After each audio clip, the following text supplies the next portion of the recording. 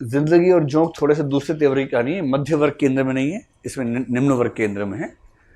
और एक शहर की कहानी जिसमें एक चरित्र का नाम तो है मैं का मतलब कौन सी शैली है? उत्तम पुरुष शैली में लिखी गई है।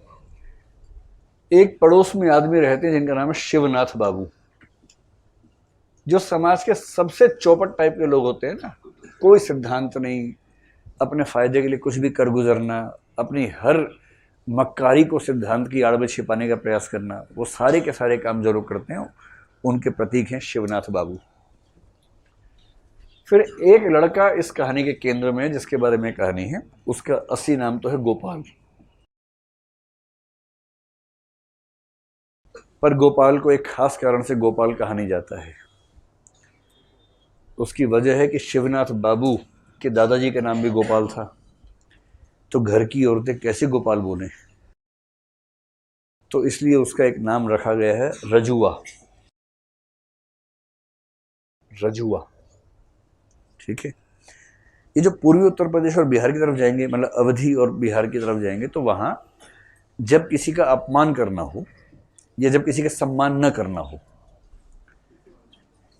दोनों स्थितियों में हो सकता है, किसी बड़े को नहीं, सम्मानित व्यक्ति को नहीं, कोई छोटा हो, घर का छोटा बच्चा हो या नौकर चाकर हो, उसके नाम में आ लगा के बोलने की परंपरा है। रजुआ, इस समय राजू है लेकिन क्या बोलेंगे? रजुआ। कौन कौन बोलेगा? बाप बोलेगा, माँ बोलेगी, दादा बोलेगा, दादी, नाना, नानी सब बोलेंगे रजुआ इधर आओ, तो रजुआ बुरा नहीं मानेगा। और यदि राजू कमजोर वर्ग का है तो गांव का हर व्यक्ति बोलेगा है रजुआ इधर आओ। लेकिन ताकतवर वर्ग का व्यक्ति है तो उसके माँ बाप और बड़े रिश्तेदारों के अलावा कोई नहीं बोल पाएगा। तो जिसको सब रजुआ बोल रहे हैं, इसका मतलब वो एक कमजोर व्यक्ति है, कोई भी उसको कुछ भी बोल सकता है, इसका ये भाव है। और बीच में रजुआ थोड़ा हो गया था शरारती, तो कुछ और विशेषण उसके नाम के साथ जोड़ दिए गए थे। कौन से विशेषण थे बताइए? रजुआ साला, इसको ऐसा बोलते थे, तो बीच में इसका नाम हो गया है रजुआ साला। साला भारतीय समाज की सबसे सामान्य गाली है, जिसको गाली नहीं माना जाता है। आजकल मानते हैं कि ये ठीक है, इतना चलता है, लेकिन साला गाली है, जीजा गाली नहीं है। ये एक पैट्रियार्कल सोसाइटी का सामान्य लक्षण है कि पत्नी का भाई होना गाली है। क्योंकि पत्नी का भाई, तेरी बहन मेरी पत्नी है, ये गाली है, ये गाली है। जबकि किसी की भी बहन किसी की पत्नी तो होगी ही होगी, इसमें से कौन सी खास बात है। लेकिन जीजा होना गाली नहीं है, जीजा होना बड़े सम्मान की बात है। मैं तेरी बहन का पति हूं। से लोग क्या बोलते हैं? आप कौन? हम तुम्हारे जीजा हैं। तेवर देखा पे कई लोगों का, हम तोहार जीजा हैं, हम तोहार बाप हैं।